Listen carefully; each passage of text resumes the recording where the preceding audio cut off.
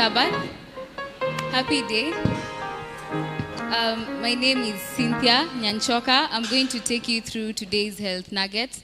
But before I begin, I'd want us to pray.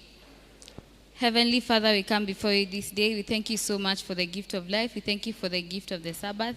We pray that even as we converged here, we pray that the Holy Spirit may come and dwell amongst us so that our worship may be in truth and in spirit. As I begin the health nugget, I pray that you may speak through me. May you open up our hearts and our minds to understand, and at the end we shall be grateful for everything. All this I pray, trust me, and believing in Jesus' name. So our title for the health nugget today is Mental Health for Caregivers. And I know most of us have been caregivers in our different spaces. It doesn't have to be in hospital only. There are people who take care of people at home, and caregiving is not necessarily for patients only. The definition of a caregiver is an individual who provides assistance and support to people who cannot fully take care of themselves due to maybe illness, disability, or aging or other factors. And it ranges from physical support to emotional support and probably managing medical needs.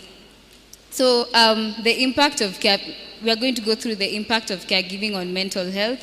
So the first one is the emotional toll.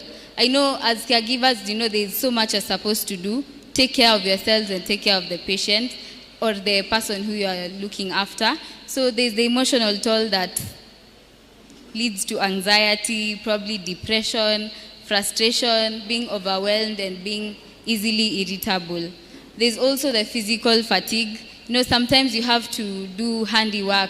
Probably for people who can't walk, you have to carry them. You have to do their house chores. So sometimes it leads to physical fatigue, and there's normally chronic exhaustion as a caregiver. There's also social isolation, because most of the times you have to spend time with the person you're taking care of, and this limits your scope of the people who you interact with. So most of the times you find you're either by yourself or you're only with the person you're taking care of. So that it leads to social isolation. There's also sleep disruption. Probably you're taking care of a patient who needs medication in the night, or someone who is very critically ill, that you have to not to sleep so well because anything can happen in the night.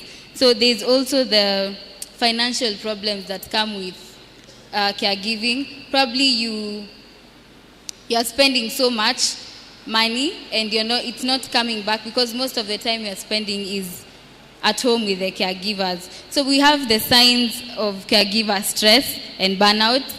As I said earlier, we have the emotional signs where you get depression, anxiety, you're easily irritable, and you have resentment towards your family members or people who are supposed to support but are not supporting. There's also the physical signs of caregiver stress. We have chronic fatigue, sleep disturbances, headache or muscle pain, appetite changes, and the appetite may increase or decrease. We also have behavioral signs where you withdraw from social activities, you neglect personal care, you have unhealthy coping mechanisms like taking drugs or doing stuff that you're not supposed to do. And we have cognitive signs of caregiver stress, which is like negative thinking. You're taking care of someone, but if it's someone who's chronically ill, you can see already what is going to happen in future. So that is negative thinking. We also have difficulty in making decisions. So I'm going to take you through the self-care strategies for caregivers. The first one is take regular breaks. Do not have continuous working. You also need to take care of yourself. So take regular breaks away from the person you're taking care of. You also need to set boundaries. So you need to know your limits. You need to recognize when you're overwhelmed and stop. You also need to delegate responsibilities and create boundaries and stick to them. You also need to seek support, whereby you can talk to people or join a support group. You can also focus on physical health, where you can do exercise, eat nutritious food, and eat nutritious food. You can also practice stress management techniques, where you can do deep breathing, you can do mindfulness and meditation, or progressive muscle relaxation. Also, you need to stay organized, where you have to create a caregiving schedule. You track appointments and medications, and you prioritize tasks from the most important to the least important. And to wind up, you're supposed to nurture your relationships with people so that you don't feel isolated. You also need to engage in what you like, so that whenever you feel like you're having the burnout, you go and have a change of environment. You also need to manage financial stress by budgeting and also seeking for financial help where needed. And lastly, you need to stay educated about the condition you are caregiving for, and you also seek caregiving resources.